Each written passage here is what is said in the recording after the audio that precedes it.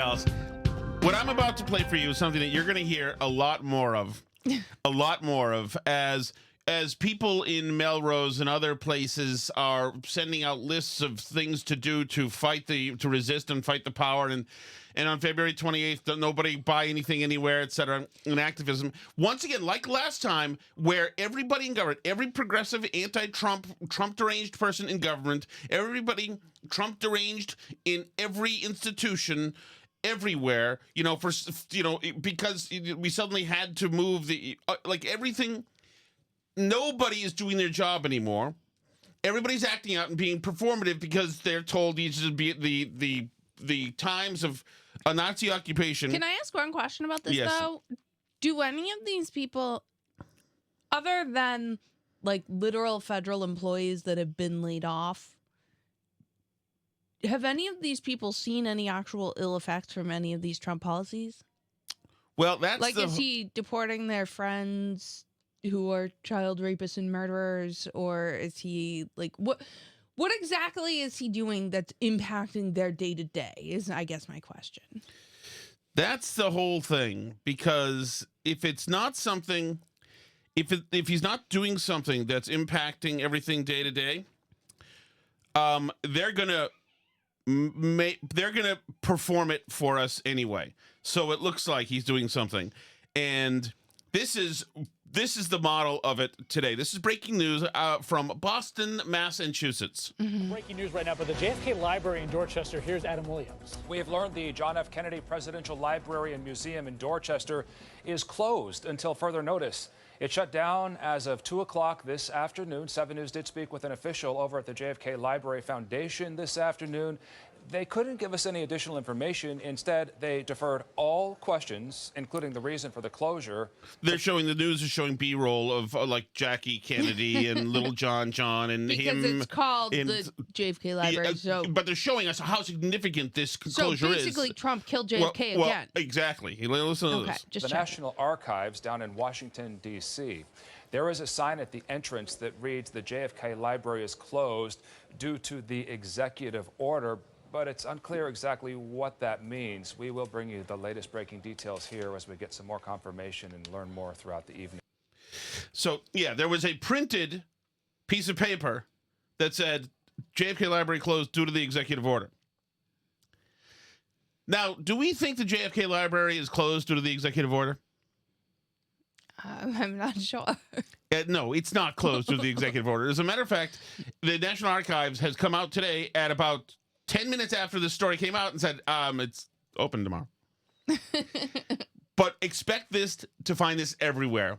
Everybody involved in anything that at all is tethered at all to the government, or maybe even not, will be performatively going out of business to show you. You see what they did? It's oddly ironic because Jackie O wore the bloody dress that JFK got shot in because she wanted the world to see what they did to him. And that's what the left is now. You see what he did to us? Right. You see? The JFK Library is closed. It's really happening. Right. So if my kid asks for dessert and I say, no, we're not having dessert tonight, then I say it's due to the executive order. Exactly right. Go talk to Trump. And then you get on Facebook and you say, Right. My child looked at me and asked for ice cream. And I said, we can't because of the executive order. My child literally was shaking. And thanks, Donald Trump. This is real now. And if you voted for him, by the way, I want you to know you did this to my child. You did this to the JFK Library. And probably demand that you out yourself in the comments. Excuse me, Yes. If you voted for Trump, I want you to come on here and defend what you're doing. Explain to my child why it is that you had to deprive him of XYZ. So I'm sure, by the way, that the JFK Library is on a shoestring budget. And if people aren't familiar with it, it's one of the most, and maybe the most elaborate presidential libraries ever. It's in, essentially now we can call it, I guess, South Boston, Dorchester, whatever. What would the founding fathers think if every president didn't have a presidential library? Right, and this one's ornate. It's huge. It's on a little peninsula, Columbia Point. It's all in its own. It's right overlooking the ocean. So I went in there and looked at the compensation for the people who work at the JFK Library. I assume it's a pittance. Yes, I mean, they're doing it out of the goodness of their heart to carry Exactly. on the immortal memory of John F. Kennedy. Rachel Floor, the executive director, makes $349,000 a year. Doris Drummond, the CFO, makes $292,000. Maura Hammer, the VP of Development, makes $265,000. Valerie Linson, VP of Communications and External Affairs, that means the PR boss, makes $200,000. Then we go way down here. Serena Serrata, Director of Development Events and Ops, makes $121,000. The Marketing and Partnership guy makes $117,000. Elizabeth Murphy, Forum Producer, makes $109,000, et cetera, et cetera, et cetera. That et cetera applies there. So, yes. So, and I understand people can get paid more. If you look at the JFK Center for the Performing Arts in D.C., they all make a couple $100,000 more than these people here in Boston. Mm-hmm. But you start to see it. But also, like, in the private sector, people do make more, executives at big companies and stuff. But people make more as executives at these big companies because the companies are willing to pay it on the free market. This is at taxpayer expense, right? And so, obviously, the considerations are different. I mean, and I've known people who like criticize even people who got jobs as like attorneys in state jobs and stuff and saying like, oh, that's a big salary, whatever. And it's less than the private sector makes, obviously. But there's other benefits. There's pensions. There's all kinds of things that you get when you're in the public sector versus the private sector. And the thing is that it is at taxpayer expense. You're taking from people fundamentally who make less. Yes. And not in a voluntary way, the way like Walmart executives, yes, their money comes from people who shop at Walmart and then they pay the salaries out of that, right? Like, so it does in that sense come from people who pay less, but that's all voluntary. The people who shop at Walmart are choosing whether or not to give their money to Walmart because they feel that they're getting something valid in return that they actually value more than the money that they parted with, right? Like, that's what the free market does. So if Walmart makes a ton of money and wants to pay their executives that, then that's all done through free choice. Of course. What has the JFK library given you or me that you or I would ever feel the need to pay their executives that? Nothing. Nothing. Exactly nothing. No, and like it's a. I mean, it's like weird coercion. Yes. Like we're being forced to fund the salaries of these executives who make more than you and I do because somebody in the government decided that it's really important that we have the JFK Presidential Library. That's what's crazy because the salaries of somebody at Walmart or somebody at Amazon or somebody at wherever are funded fully through the free choice of people who choose to shop at these companies, who choose to give these companies their money through their own free will. The government takes my money at gunpoint, so that makes it fundamentally different when you then fund the salaries of people that I don't care about. Right. And by the way, Walmarts and CVS's and Targets and Walgreens, they all close.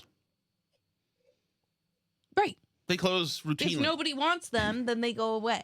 Exactly. Your friends. But this is like public schools, right? And like I used to have this argument when we used to, in Massachusetts, years ago. I mean, this is probably like a decade ago now. Charlie Baker tried to put the weight of his super popularity as the most popular governor in America behind raising the charter school cap. So just allowing a few more kids in the state to escape terrible public schools and go to charter schools. Oh my gosh, I saw the most amazing statistics on the public schools in Massachusetts last night. I have to share that with you. 1 second. Side note, put a pin in that. But one of the arguments people routinely used was like, well, but charter schools close sometimes. Like, they die and go away, and then the kids go back to the public schools. And I said, like, yeah, that's great. If a school's failing and people don't want to go there, it should close. It's a problem with the public schools that they continue to stay open while failing and failing and failing year after year after year. And like we were talking about this yesterday because these news stories just came out about the states and like kids meeting reading standards. And 40% of the students in Massachusetts at 4th grade can read at grade level. 40%, so less than half. Well, you go into less than half. Let me tell you, is that number greater or smaller in places like Roxbury, Massachusetts? It is even smaller, because when I looked at it and then it goes further down and it says, oh, and only, I think it was like 28% of black students of black students can read at grade level in 4th grade. So 3/4 of the black students in this state and can't read at grade level. And I guarantee you they're heavily concentrated in the worst school districts in the worst neighborhoods. And the ones that can read are like recent immigrants who live in public housing in Winchester or something, because they managed to get the beginning of their education in Ghana, where people learn to read. But you know what? It's funny that we talk about that. Like how many those numbers.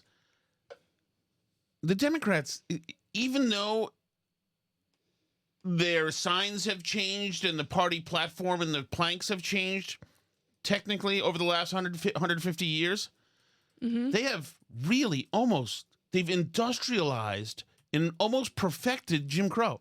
Right. I mean, what a dream this is, to keep the black population uneducated en masse, incarcerated in these schools where they'll learn nothing and have their brains poisoned, and then incarcerated in actual penitentiaries. Right. What a great job these Democrats have done to make sure that Jim Crow has lived and found itself total success. So to make the point that back in August of 2022, so 3 years ago, the superintendent of the Boston Public Schools made $300,000 a year. So congrats to you for the great job you're doing, superintendent of the Boston Public Schools, where you're allowing 3/4 of the black students not to learn to read. And by the way, like, I understand there's race essentialists out here who are going to tell me that, like, you know, whatever the IQ differences on a bell curve or whatever. I don't give a bleep. You can teach 4th graders to read, whatever race they are. You can teach them to read. The fact that they're not teaching them to read has nothing to do with race differences. The fact that they're not teaching them to read has to do with gross incompetence at every level of these school systems. If you can't teach 3/4 of the students to read, then you're failing. And we know how to teach students to read, right? Like I told you, when I homeschooled, I downloaded a $70 curriculum off the internet.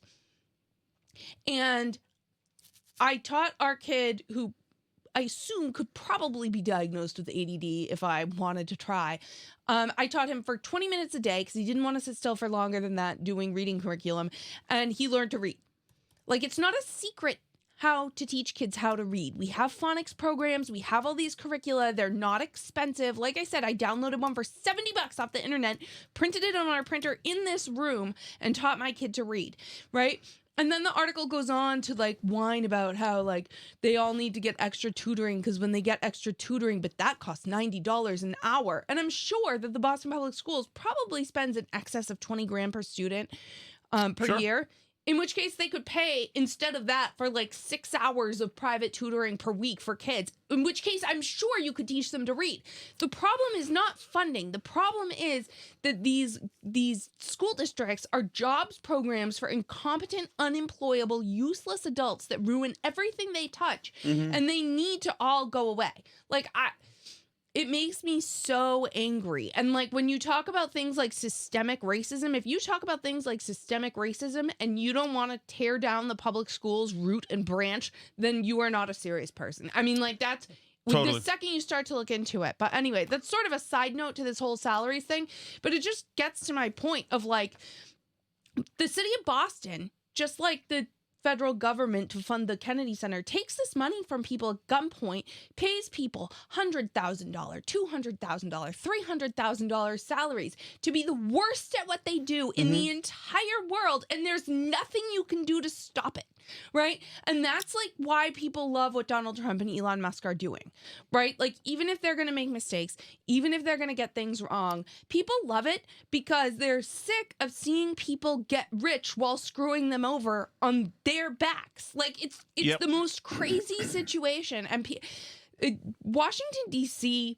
and public school administrators and state government officials and all these people grossly underestimate how angry this makes regular people. They do. Absolutely. And by the way, I would if I could do it at all, we really should shame anybody who is a superintendent of schools who calls themselves doctor. They should really be shamed. really be. It is such a vanity thing, and your doctorate is not helping. And it's such a vanity. Oh God! Just stop it. Pathetic. God, it's Our like white trash interim dude that we have right now, who's the interim principal. freaking. Just man. F the F off. Meanwhile, your friends at the View. He like emails us pictures of himself in his little cap and gown with his whatever master's degree. Your friends at the View are not happy with your friend Elon Musk. Mm-hmm. Hold on. You're gonna like this. Listen closely to what they say. This is some profound stuff.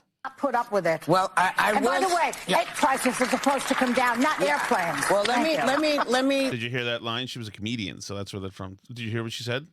Prices were supposed Egg prices were supposed to come down, not airplanes. Oh, good one. Yeah. That is good. It's clever because egg prices are still up, but there are planes crashing.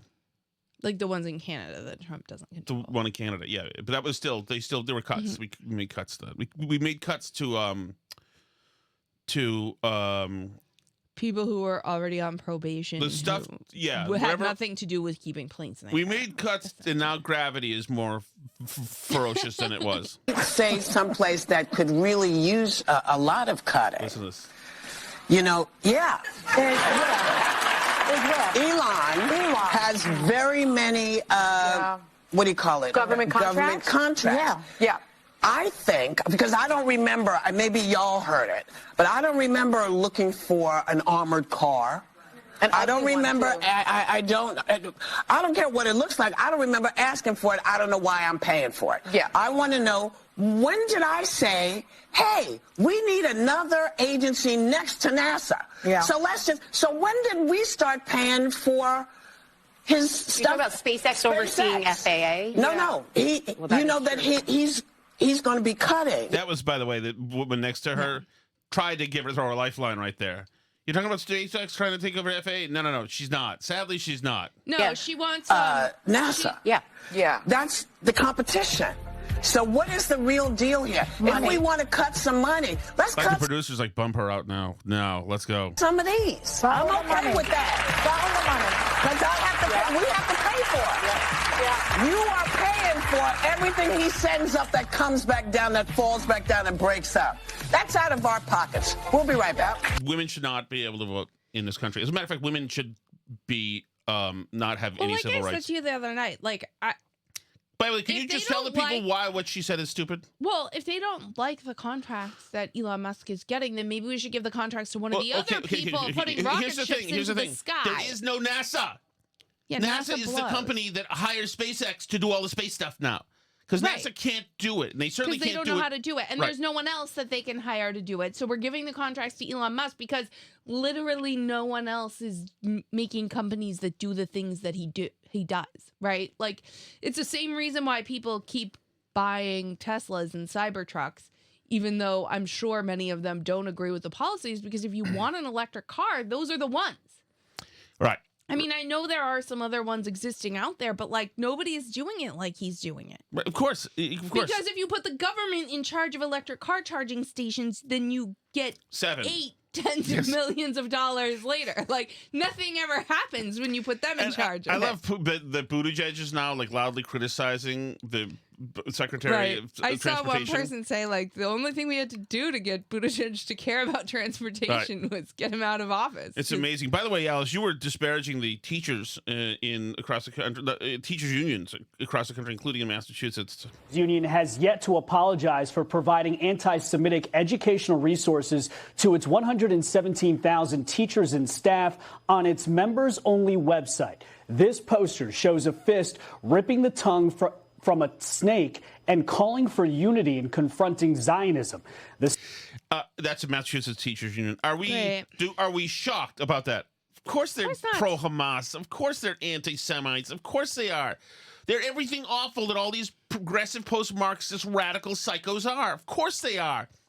They're brutalists, perverts, freaking grooming psychotics. Of course they are. Oh yeah, and all of Hollywood too. You saw the thing I sent you where Sarah Jessica Parker is promoting her new movie that's at the Cannes Film Festival and Cannes. I don't know how to even. I don't know, but that is all about the librarians promoting porn to children Oh, yes. And like banning books and how terrible that is. Like it's just psychotic every step of the way. Every step of the way. All these people is nuts. And we don't have to take anything they say seriously. Have you heard of the drug Guardian? No. I think it's Guardian. Anyway, I just want to play this for you because Jardians? No. Jardian. Yeah. Jardians. Jardians? Okay. Okay. Fine. I want to play this.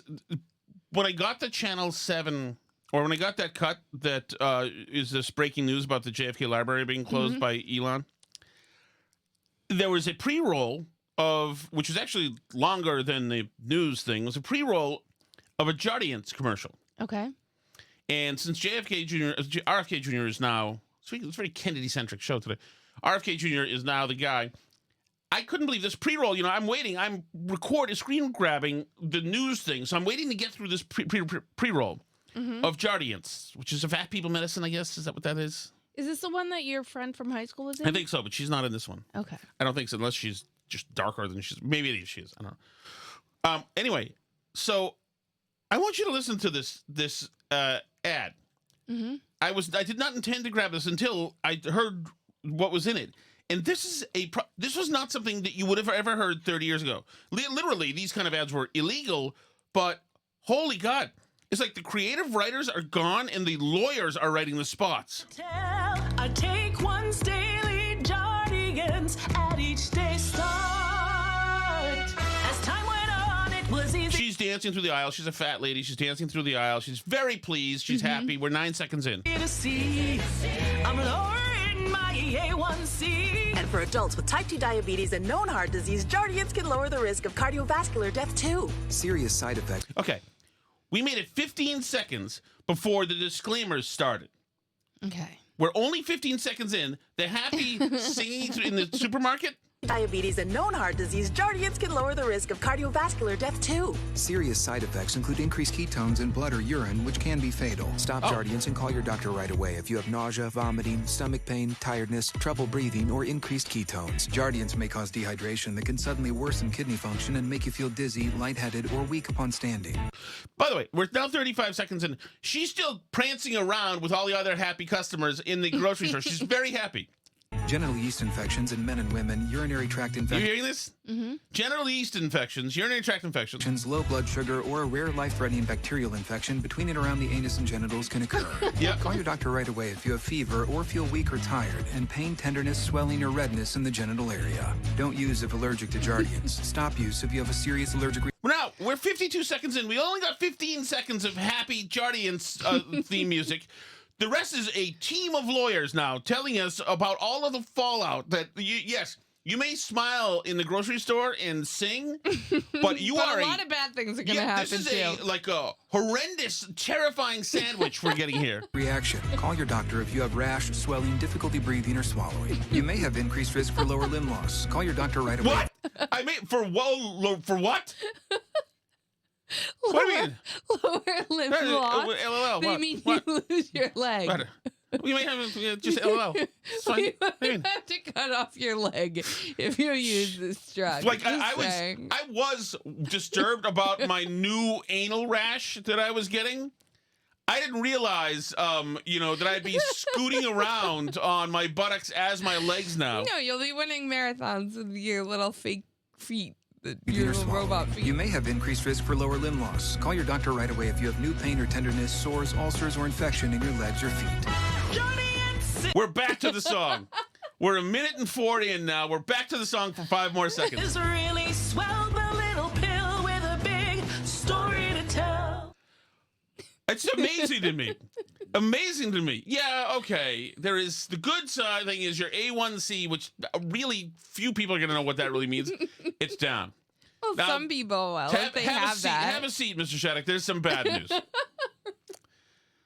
Oh, my frig. The bad news is the foot is going to have to go. That's a commercial for Jardians? Yeah, maybe they should consider that if the side effects is 3 times as long as the commercial part, they just shouldn't bother. Freaking amazing. Amazing. Okay. Which brings us to when we're talking about cost-benefit analysis of whether or not you should take drugs. Isn't this what you were saying with Burks? Oh, yeah. Okay, hold on. Okay, let me just start with this is Rochelle Walensky back in March 29th of 2021. Our data from the CDC today suggests, that vaccinated people do not carry the virus, don't get sick, and that it's not just in the clinical trials, but it's also in real-world data. Okay. Now, as it turns out, that's exactly not true. Mm-hmm. We were absolutely lied to. And Dr. Deborah Birx, who you remember wore the ascot thing all the time and still was wearing one in this thing, she does some clarifying on Piers Morgan last night. He made it very clear to every mom out there that his children were immunized about childhood vaccines. Yeah. And what we've done wrong in public health is we didn't explain that COVID vaccines were nothing like the childhood vaccines, and that the childhood vaccines, like many of the diseases, you get it once, you don't get it again, and this is getting the children to have that disease without getting the deadly consequences. That is not what the COVID vaccine was designed to do. It wasn't designed to prevent against infection. And if you look at the vaccine hesitancy rates, they've doubled since COVID. So we have to start addressing these things. We can't just ignore them. And Deborah, let me ask you, Deborah, I mean, given that you were the face of COVID from the Trump presidency at the time, do you share this doctor who I was with, do you share the concerns about the longer term negative impact of some of the COVID vaccines? The messenger RNA vaccine should have been rolled out for the people that were at risk for severe disease, because that's what the vaccine was developed for. But when we say that we're following the science and the data, we need to follow the science and the data. And the science and the data said people primarily over 65 or people with significant comorbidities were at risk for severe disease. Those are the individuals that should have been immunized first. And we should have put our science behind our immunization schedule and protected those most at risk. It went into young people in hospitals before it went into our elderly in nursing homes. That is not following the science and the data. So I am all for following the science and the data, but it shouldn't just be a statement. It should be a reality. And when we don't match what we do in public health to the science and the data, that is when we get into trouble. And that's when we start to fracture trust with the American people. So I believe she should be under arrest. Well, right, because everything we said we knew was wrong. I literally know people who were fired because they didn't get a COVID vaccine and they worked for like a town or whatever at the time, and did not feel they were personally enough at risk that it made sense. And I think that, I mean, like when you talk about any drug, particularly a new drug, there's obviously risks and benefits, right? Like for anyone. And COVID was a very dangerous disease for some people. Not with Guardians. No risk there. But COVID was a very dangerous disease for some people. I'm almost of the belief that like we should have not even done trials with the vaccine back when we had it in like April of 2021, and we should have let the old people just have it right away. Like what could have been worse in the nursing homes, right? But I think that from the data that I had seen, especially back then when COVID was a much stronger disease than it is now, for example, right? Because now the point's almost moot because COVID's like another flu now, right? Mm-hmm. And like some people will still die of it. Like that's still a thing. Sure.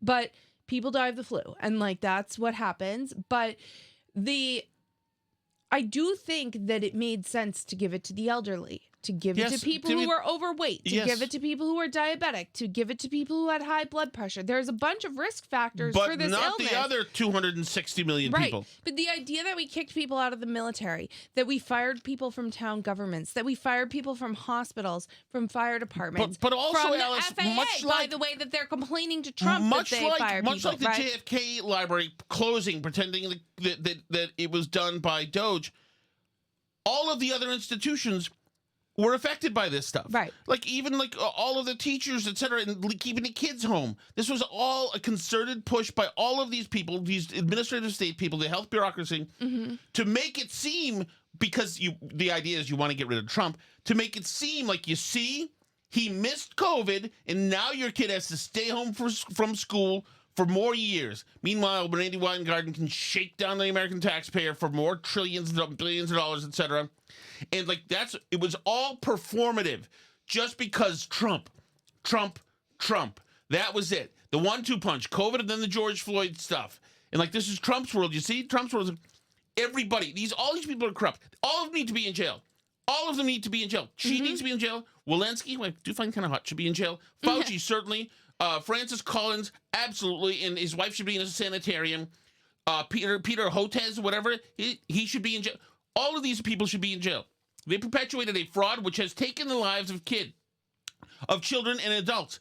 We've talked about kids, and we've read a whole bunch of stuff about kids who never recovered emotionally from being stuck home. Kids who once had good grades, then became sucky students, then became disaffected, then became depressed, then hurt themselves, and some killed themselves. All because of these lies. The whole thing was a frigging lie. And I want heads to roll. I want freaking Kash Patel and perp walking people. I want Pam Bondi out there kicking down doors. I want these effing scumbags to rot in hell for this. Everything, like, what was that? Enron, right? Somebody mentioned this. This is somebody else's point. Like, everybody in Enron and leadership went to jail. I want all these people to go to jail. These sons of bitches, including the old senile piece of crap in Delaware. Here. It's freaking incredible. And she's coming out there now. In the chat says, but Tom, they did it with the best of intentions, so right. It's all good. Yeah, but that's the thing. It was not. Like, they're not ready to apologize for what they did during COVID, but they're all like, we move on. We forgive you, live and let live. Like, it's just we all made mistakes during COVID. Of course, ours were for good reasons and yours were for bad reasons, but like, we're willing to forgive you and move on from COVID. But there's no accountability on their side, obviously, for like things that they said.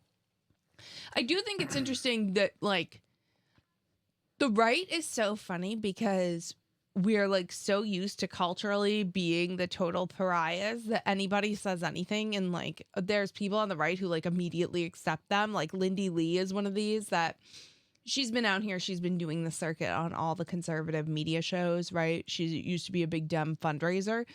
And she's, like, been saying now, like, how bad the Democratic Party is, basically. But people have resurfaced a bunch of stuff of her saying all this stuff during COVID, and she was like one of the biggest psychos out there, right? And like, it's not that I necessarily like don't want to welcome people to our side, but I do like sometimes want to see a little bit more like understanding of where you went wrong to get to that side. But I do think we're like in an odd cultural moment where people like Mark Zuckerberg or Lindy Lee or any of these people there that would normally never be a Republican, they're switching to that side because they're seeing that that's where the energy is and that's where the movement is. And like when you and I have talked about how the Democratic Party like might be done for good, it's people like that switching. People who really like don't care either way. Like Mark Zuckerberg. Do you think Mark Zuckerberg cares who the president is really? Not really, no. Deep down. Like, no. He just wants to be near where the center of what's going on is, right? And I think Lindy Lee is another one of these, right? Like, she wants to get on TV. So if all the interesting media outlets are having on people who say outrageous things about COVID, she'll say the outrageous things about COVID. If all the interesting media outlets are having on people who say they're switching from being a Democrat to supporting Donald Trump, then she'll say that. She, like, I think it's very opportunistic, and I think that, I mean, that's fine. I'm not, like, telling people like that not to vote Republican or something. Like, go for it. Welcome to the club. But I also don't think that, like, conservatives should necessarily be like, oh, wow, this is Lindy Lee's so amazing. Mark Zuckerberg, wow. You know what I mean? Well, yes. Like, it's fine. You're on our side for now. But when, like, whatever party comes up, when the Democrats go the way of the Whigs, they're going to, like, move on. It's just because we're in a weird cultural moment where this is such a big and powerful movement that it's not. I mean, there's nothing else to be if you want any cultural influence. I completely agree. And that's why, like, thank God for, and going back to all of the COVID stuff. Thank God for these podcasts that had these people on that were considered marginalized. And all of these people who were considered marginalized, these doctors who were sounding the alarms, they went in these podcasts and they reached bigger audiences than the mainstream media. And now the media they were culpable. They were part of the lie. They were partners in all of the lies, yelling at you, condescending to you. And now people want revenge. And they're like, screw you, man. I'll take my chances listening to Tim Dillon, the comedian, talk to healthcare officials rather than you guys. Good. Couldn't happen to a better bunch of people. Chat time, Allison? I guess we should head to the chat.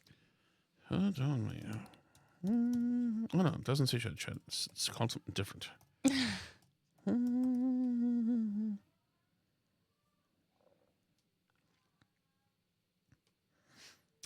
Here we go. Okay. Hey guys, just wanted to share some thoughts I've had really since that first attempt on Trump's life in Butler, PA. Yeah, I feel. I'm convinced it was an inside job. Don't know which primary governmental body or power broker had gotten this thing set up. But I'm really beginning to think that based on every day, more and more corruption, malfeasance of our government is coming out based on DOGE, that this is going to be a huge risk for Trump's life. And I'm not just, I don't think I'm overblowing this, but gosh, he's going to be exposing, as this thing gets further and further into the weeds, he's going to be exposing political, business, leaders in academia, lobbyists, you name it. Any power group in this country has been sucking at the teat of this USAID and other government agencies. So I think that this is so big, they cannot afford to have Trump around. They've got to get rid of him. Now,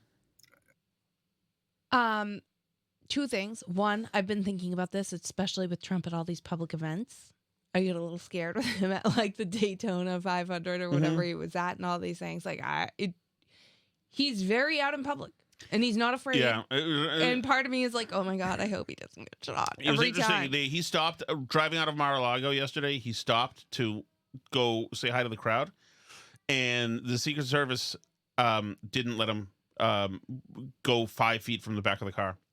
I'm literally like afraid about this. Point two is I do think that in terms of the powers that be, J.D. Vance is a little bit of an insurance policy. Yes.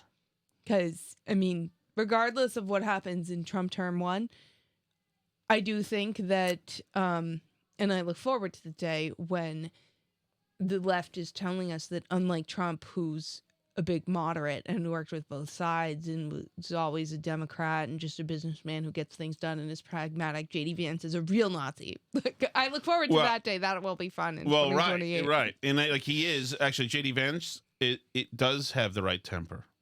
He is calm, cool, collected.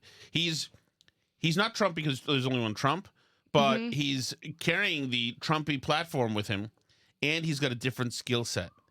He can think on his feet. He can be charming. Although he sent to chill up the spines of our historic allies in Europe. The fact he made them literally cry. Oh yeah, we should play that at some point to get that guy, the guy crying. That was hilarious. I wouldn't say there's a bright side to this, but if there is a positive, Trump's minions will continue this exposure. And if, God forbid, Trump should be assassinated, we've got MAGA number 2, J.D. Vance, stepping in, which I believe will continue this escapade into showing just how corrupt our government has been for probably the last 100+ years. Anyway, just wanted to share those thoughts. What do you think? Thanks. Absolutely, Phil. Mark in the chat says he agrees with Phil. Trump needs to be careful. Splash says he's still terrified that alpha male David Hogg is running the Democratic Party. That is amazing. Like, have they just... How did they let that happen? How did they let that... Like, the Democratic Party was the party of... You have Rahm Emanuel. like who still wants to be in Democratic politics. And like, he's not going to put up with David Hogg running things. That's why I think the party's a sinking ship, and like the rats are jumping off it. I mean, like I don't, because there don't appear to be any adults left in charge of the Democratic Party. No. Like, where are the James Carvilles and the Rahm Emanuels like you're talking about? Like, who? No, or even like what's her Where's name? even like David Plouffe or like Donna Brazile? Mm-hmm. Even it's interesting because I'm seeing a lot of people go on. It's funny. Everything old is new again, right? And I see tons of clips from Jon Stewart's new like Daily Show reboot in my feed. The most recent being saying Trump was right to ban paper straws because he hates them too. Yeah. And like, but I see a lot of people going on his show, like Jen Psaki going on his show, different, like, he's still considered kind of influential and a kingmaker, and he is very skeptical of what the Democratic Party is doing right now. Well, remember also, he's the closest thing people have to the podcasts, because Jon Stewart is by craft a comedian, grew up playing clubs in New York. He obviously was the host of a big show, and he's still like sharp-tongued. Oh, so yeah. he's the closest thing to a Rogan they have, you know. He's funny. I mean, like, and I mean that I'm kind of biased because that's my era. I grew up with The Daily Show being on Comedy Central and stuff. That was out there. People in my generation were very influenced by that politically. But I think there's way more energy in that, certainly, than there is on MSNBC. Oh, I totally He has agree. way more influence as like a kingmaker and stuff than like Joy Reid does. Well, Stewart is. Oh my God! Of course. I mean, like that's what I'm saying. Because it's mending. It's first of all, he's forced free speech. Second of all, he's got a more nuanced approach. He's a comedian. It's him and Bill Maher in one boat right now. Yeah, I mean he's different from Bill Maher. He has different things that, you know, a different collection of issues, I think, than Bill Maher. But certainly he's very big into like 9/11 first responders, some of these things. Well, yes. Like he has a different like sort of bunch of stuff. And he's obviously like sort of new to being back in media. He's been kind of out of it for a while. But it is interesting to me that he has not been towing the party line on a lot of these questions. Do you remember during COVID, he went on Colbert and said that he thought the lab leak theory made sense, like, duh, obviously, kind of, almost. Right. And he kind of shocked Colbert and the Colbert audience. But I do think it's interesting that somebody like that, who's a little bit more iconoclastic about their party and all these, you know, truths that their party has to follow. You remember the thing we watched where he was yelling at them for saying, like, we have the first youngest lawmaker of color elected in Delaware, or whatever stupid things they had going, like, for all the firsts. And, like, I mean, I'm not like Zuck and like Lindy Lee. I'm not illusioned that he's a leftist. No. Right. But I think it's interesting that there seems to be so much energy in what he's doing right now than in what all the party line people are doing. You know, Tom, I don't think I forgot how bad everybody was, and I didn't forget how they were all lunatics and everything. I feel like our side didn't really bitch at them as much as they do now and did before with Trump. But I did forget how fun it was to watch them absolutely melt. Yes. Just absolutely go crazy. And the fact that they're doubling and tripling down on their insanity just makes me feel like we have a nice run ahead of us. I agree with you, Replica, because it couldn't happen to a better bunch of poor sports. They were terrible. Yeah. Terrible during Trump. And the best thing is they then said, spike the football, and then danced behind the worst president in American history with Joe Biden for 4 years, who took away all the arguments they had and all the arguments they are ever going to have on everything. Pursuing, by the way, deeply unpopular policies. Yes. It's like they sought out every 80-20 and 60-40 issue that they could find and chose the wrong side of it. It's incredible. Yeah. It's like, how do we like illegal immigration, men in women's bathrooms, men in women's sports, men in women's prisons, any other men we can get into women's spaces? I don't know. And we don't want voter ID, and we like We crime. want open borders so that these guys can come over the border and rape and murder American girls. That's a good one. More crime, higher taxes. What else do people really like? Like they just inflation. Let's do some inflation now. Vaccine mandates. And the whole time gaslight and condescend to you with this chattering chipmunk-looking thing in the White House press corps who was going to her trapper keeper who was unable to do her job. It was perfect. Because they're absolutely out of their minds. Everything they do is crazy. They lost. They lost everything. They lost everywhere, but they keep going. Well, yeah, but their numbers are smaller, and a lot of people have just simply... Yeah, we just live in a psycho state, so it doesn't feel like we're winning here. Yes. But... A lot of them have gone on emotional journeys and are nowhere to be found. We're not going to have the fucking weirdos in charge anymore. Sorry, guys. The freaks are going back into their little clubs, and they can stay being weird together. But we're not having that in normal society anymore. We voted against that. Damn straight, man. Can you imagine? Can you imagine? Yeah, I think about it because I saw somebody send us pictures from the Melrose protests, and one of the signs that somebody made said, "Leave trans people alone, you absolute freaks." And it's like, have you guys looked at the polling on any of this lately? Like, really?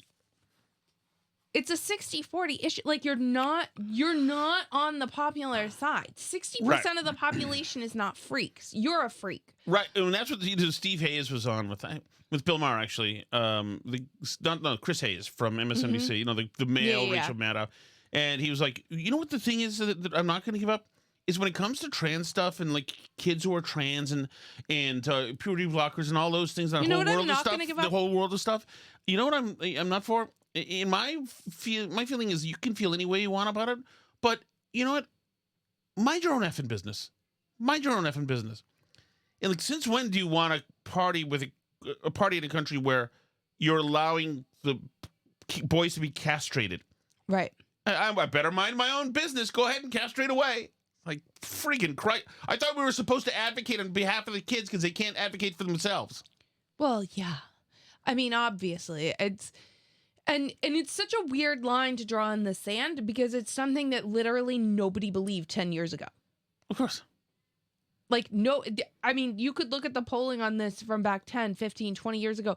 Nobody thought this. It's like when Liz Warren says she was always for gay marriage. Like, okay, but you were a Republican in the early 90s. So the odds that you were a fierce advocate for gay marriage are like virtually none because nobody thought that, right? It's like, But that's the way the progressive mindset works, right? It's only forward, never back. Right. Every step, quote unquote, forward that we make, anything that happens is a step forward. Yes. We're not going back. Yeah, we're not going back. Nothing can ever move in the other direction if it turns out it was a huge mistake that people hate. Right, because then you're attacking trans rights. If you don't want to saw the breasts off a 14-year-old girl, then you're attacking trans rights. Okay, whatever. A-holes. Hi, Steve from Merrimack. Hey, Steve. I love trolling the people doing the posts online about February 28th. Yeah. Including the famous screenwriter, Paul Schrader, whom I follow, the guy that wrote Taxi Driver and Raging Bull. Oh, wow. He's the first guy I saw post about this. But so every time I see anybody posting it, I cut and paste Otter's quote from Animal House, which is, I think we have to go all in here.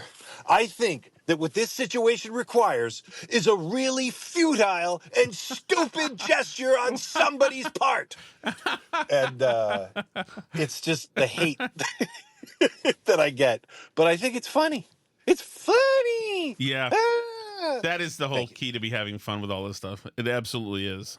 Absolutely is. We don't have fun. Like, what we are we need doing to give. here? I mean, you've obviously never seen it, but I need to give Animal House another chance. I have seen Animal House. You have? Yeah. What? With whom? I don't know. A boyfriend? It must have been a boyfriend because there's no way. I think my dad liked that movie. He does the zit thing. Oh, where he, okay, like, Alice. That's what I remember. That's what stuck in my mind from that movie. That was gross. Yeah, I'm pretty sure I'm gay now. go. Ever since getting sick. Yep. Mhm. And I have neuropathy in my left big toe. Some Sorry stinging about that. pain every now and then, and it's kind of numb. That could be part of this bizarre gay neuropathic virus. Well, is that gout we're talking about here? Because I am afflicted by gout sometimes too. It's been a while. I thought neuropathy You were there for? was Weren't like you there, more Alice, like for my first numbness or Were you there for something. my first bout with gout? Oh yeah, when we first found out what it was. When you were like, neuropathy is nerve damage that can cause pain, numbness, and weakness. Yeah, when you first got gout, and I didn't like you were like, my toe hurts, and I was like, what? Did you just stub your toe? And you were like, no, I think like I have a disease, and I was like, a disease where your toe hurts? That's a thing? Like I had never heard of that. It's an amazingly annoying affliction.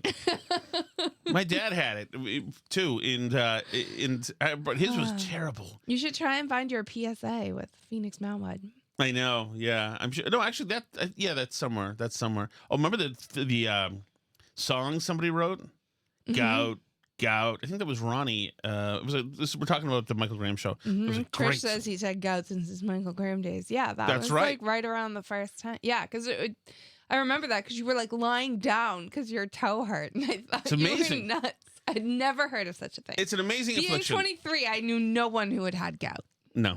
I wanted to comment too on the German guy moron who was talking about the no-knock raids. You know what I don't know if you missed it, but he said it would take too long for them to look into posts online. But apparently it doesn't take too long to send out officers to no-knock people at home. Right. And that woman said that there were so many raids a year and a week and a month and a day. Right. That doesn't take too long. Having people driving, that's not too long. Having someone sitting in front of a computer. And by the way, 5 guys with machine guns. Like, what were you expecting? Because some dude like is putting the frog up there. It's like, what the frig? You know, that takes too long, apparently. And Alice, what is with all this German? You are speaking to the German people in this very terrible, terrible accent. It's very terrible. That place, you know what? Otto von Bismarck said that a united Germany was not a good thing, and that's a paraphrase. But that place is ripe for someone very right-wing to go in and take over. 127. Albie's an anti. Alice What are the Vidal, Germans? is that her name? Alice Vidal? Who's that? She's the leader of the AfD party in Germany Oh, for is she? their upcoming election. I didn't know that was that like Trump, that like Elon met with, they're all upset about, that they're talking to these people. Yeah. Right, the Conservative I think that's Party. her name, Alice Vidal. Oddly enough, calling the Conservative Party Nazis is not just something that happens here in the U.S. All progressives go to this stuff. Yeah, I think you'd like her. Google Alice And I Vidal. am Alice Vidal. Mm-hmm. V-I-D? No, W-E-I. Maybe, yeah. In German, the she is. second vowel does the talk. Alice Vidal. W-E-I-D-E-L. We are a fan. Looks like kind of Claire Lehman. All right. What did I do with that? Sorry about that, replica. And I have absolutely no idea what's going on with Europe and why they're doing what they're doing. Never mind all the tranny bullshit, but they're being absolutely infiltrated. And they don't want to say what it is, but you guys just let all these Islamic guys come in here and just overrun your cities and do anything they want. And now you want your normal citizens to bend the knee to these people. No, absolutely not. Yep. I hope every one of those weird Euro-weenie countries come around the way this country did, because they're going to need it. Mm-hmm. Or they're just going to have, civil wars left and right. And they're going to lose because they're getting outpopulated by these guys. You're absolutely right. Yeah. I've never had less respect for Europe than I do right now. In a couple of days or tomorrow maybe, The body of Kfir and Ariel Bibas, 2 and 5. Bodies? Yes. Oof. Hamas says they're going to deliver the bodies over. And we're negotiating, by the way, with Hamas, like a good faith negotiations. They're going to deliver the bodies over to the Israelis. They killed the 2 little boys, 1 baby who's 6 months old, and their mother. And of course, these 6-month-old and the little boy who is then 3 spent their last days, however many, terrified, obviously, of these vermin that were there. Many of these people making their way through Europe, many of these people in college campuses in the U.S. are happy that these babies are dead. Right. They're happy. And as far as I'm concerned, once again, there aren't enough bullets that we can manufacture to eradicate anybody. Anybody who thinks that's good is not conducive to living in a civilized society. And we can either put them somewhere else, or in the case of the people in and around Gaza, shoot them all in the head until they're all dead. And there's no place. There's no place. And the fact that there's, and I say the fact that a lot, but in college campuses where if your kid, if my daughter came home saying it's fantastic that we've struck back against the colonizers, that these kids were, I would slap the shit out of her. That would end. Her Hamas infatuation would end in 11 seconds. Right. There's no, all the people saying, like, what did you think decolonization was going to look like? Yeah. Oh, it looks like you murdering These vermin babies. piece of crap took this freaking 6-month-old and his. Can you imagine the pain and horror that she was in, and the 4-year-old or the 3-year-old at the time? And God knows what like. And then all the extended family just knowing every day what's the fear that they could be in. They didn't take care of that 6-month-old. 6-month-olds have requirements, etc. I find my time.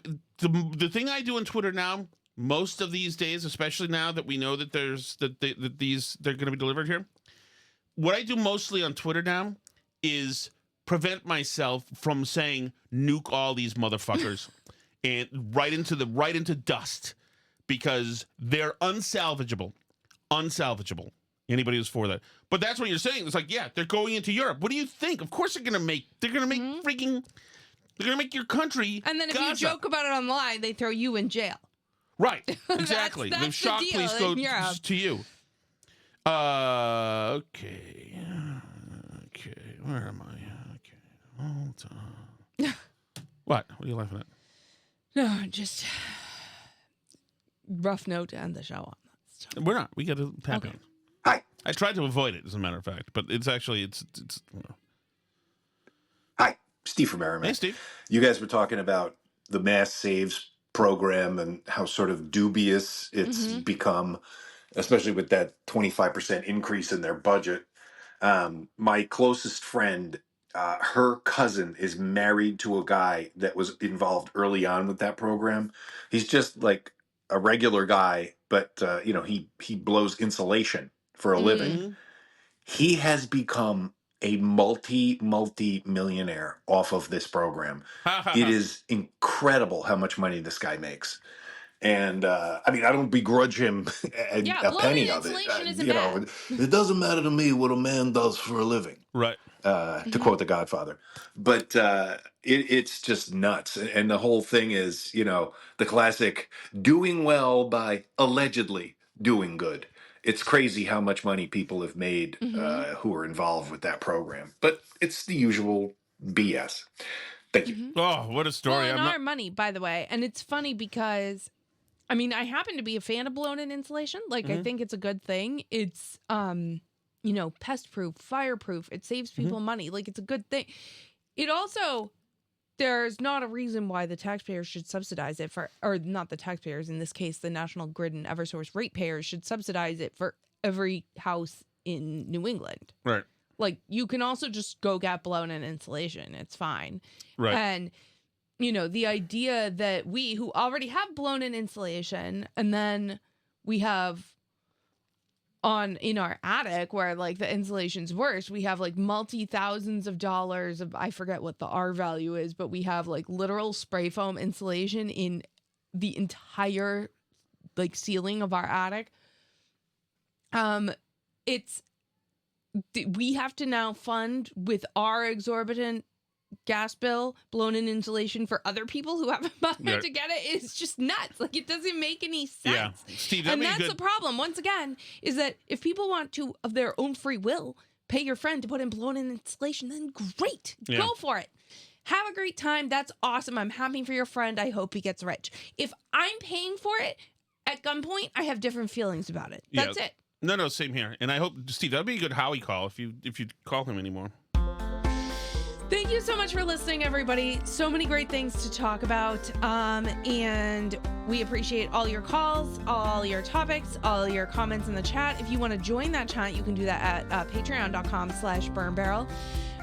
We're live every day there. If you want to just leave a chat message, you can do that at burnbarrelpodcast.com. There's also links there to all the places to listen to the show for free, including like YouTube, Rumble, Spotify, Apple Podcasts. C'est la vie.